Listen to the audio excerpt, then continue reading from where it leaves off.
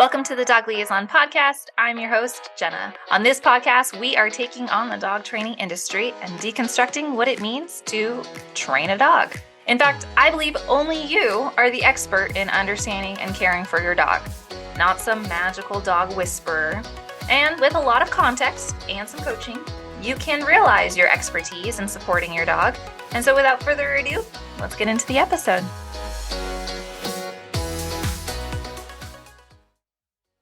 Hello. Welcome into today's episode. We are talking about 3 separation anxiety recommendations that get tossed around in dog training culture that just piss me off. There are 3 key things that can really light me up about recommendations that come across for treating your dog's separation anxiety or separation-related problems. Now, one of the things that I want to start off by saying is that a lot of times people get separation anxiety and they either use that as an encompassing term, or they use it as a very limited scope. It's like separation anxiety has hyperattachment to one specific individual, or they might use separation anxiety as an umbrella term under which there are a lot of different separation-related problems. So for the purpose of this conversation, I kind of want you to know that I'm using separation anxiety as an umbrella term. I'm really going to be talking about all of the separation-related problems that can occur, hyper-attachment to one person. Yes, it might just be isolation distress, such that they don't want to have some sort of barrier between you and your dog. Or it could be that they only get distressed if you leave at a certain time of day, or they only experience stress if you're leaving at a different time than you usually would leave. So you're breaking your pattern, you're breaking your routine. I really want to talk about the separation-related problems as in a collective, and that's what I'm breaking down today. There are 3 recommendations that dog trainers suggest that really just boil my blood. And I'm going to break down why I get frustrated about them and what the truth behind it actually is. So the first separation anxiety recommendation that can really just get me frustrated is those stupid solve separation anxiety in 28 days, or solve separation anxiety fast, or solve separation anxiety quick and amazingly. This just really irritates me, because here's the thing. Here's the truth. Come on close. For some dogs, it can be 28 days. For most dogs, it's not. Here's the truth.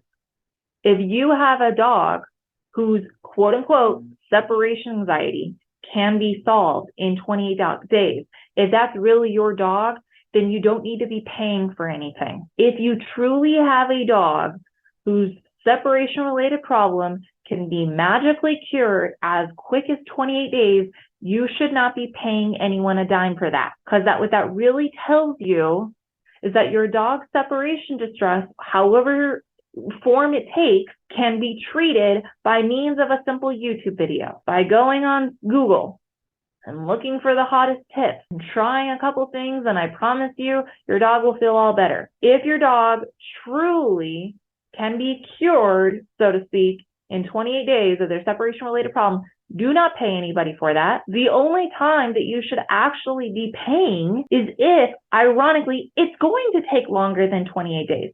If it's going to take 3, 6, 12 months, and if your dog has severe clinical separation anxiety, and it absolutely is a significant panic disorder, then you should be estimating that it can take 6 to 18 months to start to get your dog to really feel comfortable alone for longer durations, for an hour, 2 hours, 3 hours. And I had a guardian who was in the separation anxiety program, Goal-Oriented Goodbyes, and they graduated in June of 2021. And they messaged me recently and said, our dog Kiwi is finally able to be at home alone for 4 to 8 hours while mom and dad go to work. And Kiwi just needs, a potty break where a person comes in and lets her out and takes her for a walk and plays with her, and then she's good. But that took a really long time. They started their journey in, I think it was March of 2021. And now, almost 2 years later, they have their life. But and it didn't necessarily take that long to get to the hour break. They started they started getting their life back a lot sooner than that. But that is the reality. That is the context that you need to have about how long it can take to treat a separation anxiety disorder. And when I see these ads that are like, solve dog separation anxiety in 28 days. It really just infuriates me because it sets up the wrong context. It implies that the people who would actually benefit from that, A, need to pay, which they don't, just go to Google. And the people who wouldn't benefit from that think that they are doing something wrong because they weren't able to treat their dog's disorder in 28 days. Recognize that your dog has an anxiety-related disorder. Recognize that your dog's behavior is a reflection of the amount of stress that they're under. And so if you are going to truly treat your dog's mental health, remedy your dog's anxiety, alleviate the amount of stress that your dog faces, that is not something that you just do a couple of Kong full of peanut butters and everything's going to be hunky-dory. It's going to take a little bit more involved process. And this kind of leads me into my second separation anxiety recommendation that really pisses me off. And that is that they focus separation anxiety treatment primarily around how long are you leaving your dog alone. So when you go out and you do a practice run and you walk out your front door and you leave your dog alone, the objective is, let's see how long your dog can last by herself. The objective is, I want you to hit 3 minutes. The objective is, I want you to hit an arbitrary duration number. And there are often many recommendations to prioritize separation, to prioritize duration over all of the other criteria that come into treating dog separation anxiety. It's very heavily focused on leaving your dog alone for the duration. And here's the thing, focusing on the duration of alone time ignores all of the other wins that are available to you. It ignores all of the possibilities of wins and celebrations that you and your dog can get because you're focusing on hitting an arbitrary duration number. So here is an example of some other wins that you can get. You were able to put shoes on this time, whereas before you weren't. You were able to practice in the evening instead of the morning, which typically the evening might be harder for you and your dog. Or, when you left your dog alone this time, there was a sound outside, right? There was some sort of noise event that was more sensitive to your dog.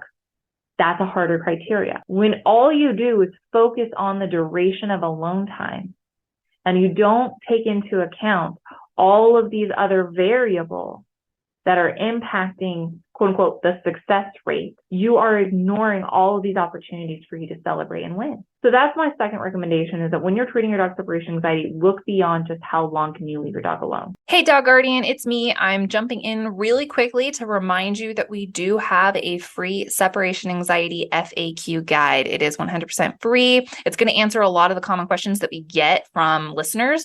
So if you're interested in downloading that, you can find the link in the description box of this episode. Make sure you check that out before you jump into the next episode. But for now, let's jump back into the rest of this one and let's get into it. The third thing that really upsets me is all of the done for you graphs, right? You go to join a dog trainer and they give you an Excel sheet and you say, every single day I'm going to type into Excel and I'm going to type what you and your dog should be doing today.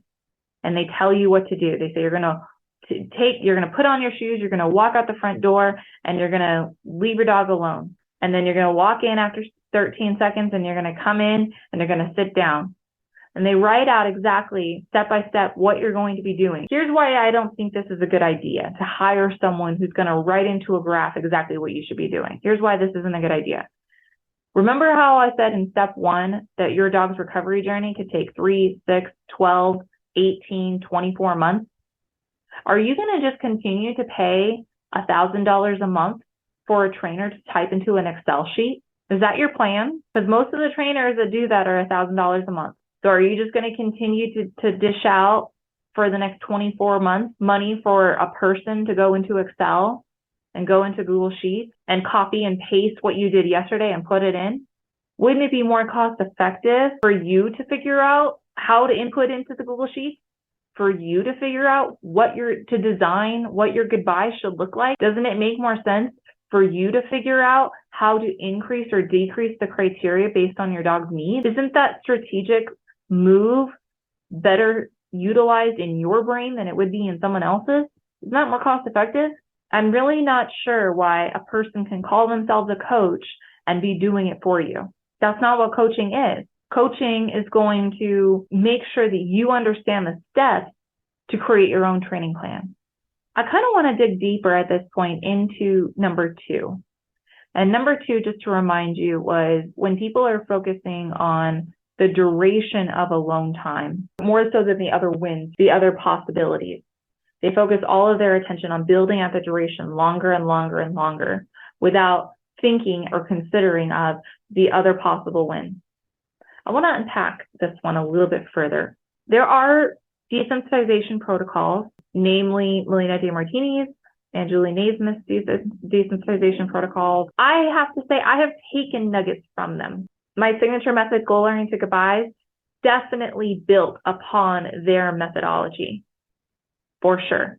The number one thing that I tweet from both of their recommendations is this phenomena that a guardian has to wait till they have hit a magical 15-minute mark of leaving their dog alone before they can incorporate goodbye cues.